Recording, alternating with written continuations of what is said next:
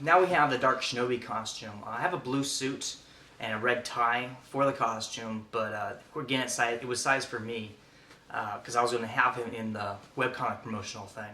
But then I ended up scrapping that footage. So basically, the costume I had was, this black bondage mask, which isn't. It kind of looked like it was in the webcomic, but I think I can do a little bit better for his mask than a black bondage mask and make it look a little bit more fierce, The idea was really to pay homage to Cobra Commander from the G.I. Joe's, the original mask that he had, which was the cloth one. It made him, kind of look like a KKK member. And I thought, that's villainous, so let's have that. But we probably can do a little bit better than this mask. We can probably find a better one that we can make or purchase. Of course, he's supposed to have power gloves, dual power gloves. And of course I have power gloves. This one right here is the one I had when I was a kid, which never worked. I got it at a garage sale for $2. It says right here, $2. Of course, power gloves are meant to be used with only your right hand. So what we have to do is we're going to modify my second power glove that I have in the back, and so that it can be worn on the left hand as well. So he's going to have dual power gloves for doing it. And it's actually the whole idea of why does it shoot lightning. Now, well, look at the box. Look at the box. He's shooting lightning out of his fingertips. So I thought that was pretty cool. So let's give him an emperor type of feel, from Star Wars. He shoots force lightning out of his power gloves. Next we have the Dr. Evil Doolittler costume. Of course, as a parody of Dr. Doolittle. This is his skull cap, his mad scientist wig as well. It's kind of supposed to be, mad scientisty like Doc Brown in Back to the Future. The hair, we need to make some, I can't remember exactly what you do to wigs to make them look a little bit more real, but that's a spray or something. We have to get that spray. But anyway, that's basically the skull cap that he wears. Of course, we have his doctor's coat, the lab coat. Here we have Siyoki's wardrobe. This is his wig. Again, we need to make some adjustments to this damn thing to make it look a little bit more real. His beard as well is right here. I'm trying to cast someone who has an actual beard so that we don't have to use the fake one.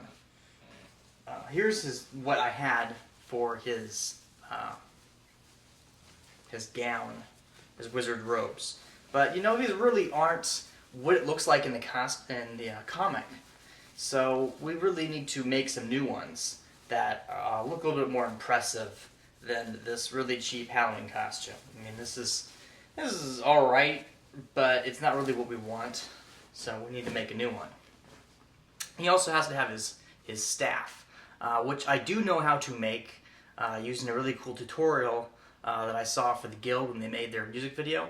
We're going to make something similar to that, but I want something dragon-ishy at the end of it. Like a dragon like around the ball or something like that.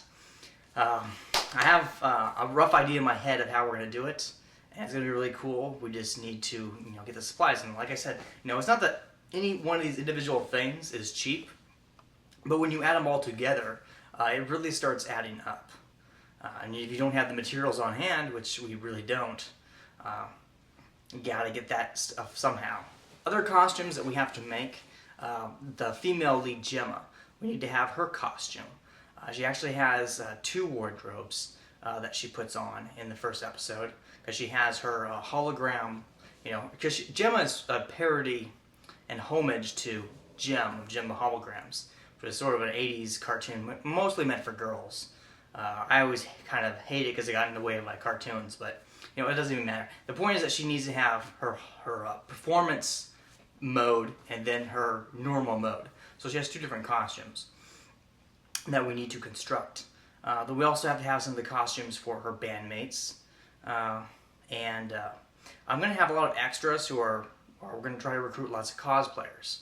And basically we're going to try to get them to mix and match some of their cosplay costumes so that they don't really look exactly like they do in whatever they're cosplaying, but still look comic booky. and they'll be in the background. So we can really reduce costs by having them provide their own wardrobes. But for things like this, for the leads, they really need to have, they can't just provide their own wardrobe, because most people don't have, like, wizard robes just sitting in their closets, or super hero costumes sitting in their closets. We really have to construct this stuff. And the costs add up.